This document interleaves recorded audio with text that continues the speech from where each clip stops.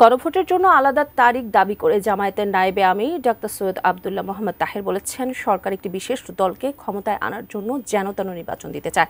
সকালে রাজধানীর আল-ফালাহ মিলনায়তনে এক সংবাদ সম্মেলনে তিনি আরও বলেন, বিএনপির কাছে নথি স্বীকার করে একই দিনে গণভোট নির্বাচন দিয়েছে সরকার।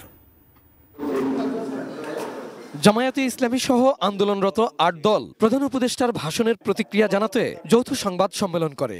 এতে জামায়াতের নায়েবে আমির ডাক্তার সৈয়দ আব্দুল্লাহ মোহাম্মদ তাহের অভিযোগ করেন, একটি দলের স্বার্থে জাতীয় ঐকমত্য কমিশনের সুপারিশ কাটছাঁট করা হয়েছে। একটি বিশেষ দলের স্বার্থেই অনেক পরিবর্তনের তার ভাষণ দিয়েছেন। প্রধান উপদেষ্টা তার ভাষণে গণভোটের ব্যালটে যে 4টি ভাগের কথা বলেছেন তা কেবল বিএনপিকে সুবিধা করে দেওয়ার জন্যই মনে করে জামায়াতে ইসলামী। যেটা একদিকে জটিল, অন্যদিকে একটি দলকে অন্যায়ভাবে অ্যাকোমোডেট করার একটা সুযোগ। এছাড়া নতুন সংসদ গঠনের পর সংবিধান সংশোধনে 6 মাসের বাধ্যবাধকতা না থাকাতেও বিএনপির দাবি পূরণ হয়েছে বলেও মন্তব্য করেন তারা। এই সরকার এখন আর নিরপেক্ষ সরকার নয়। এই সরকার একটি দলের প্রতি ক্ষমতা আনার জন্যে যেন একটি নির্বাচন আয়োজনের জন্যই তাদের প্রচেষ্টা আছে।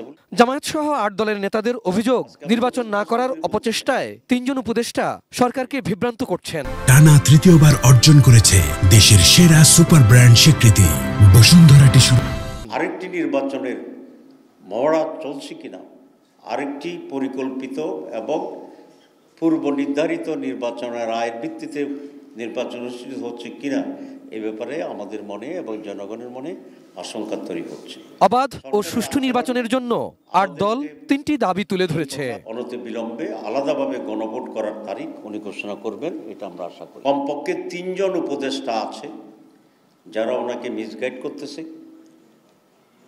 আমরা তাদের অপসারণ দাবি করছি। প্রশাসনের যে সমস্ত পরিবর্তন হচ্ছে সেখানে বিশেষ করে সৎ এবং জবাবদিহি আওতায় থাকতে পারে এই মনোভাবের লোকদেরকেই নিয়োগ করতে হবে। Abul Kalam Azad, ATN news, Dhaka.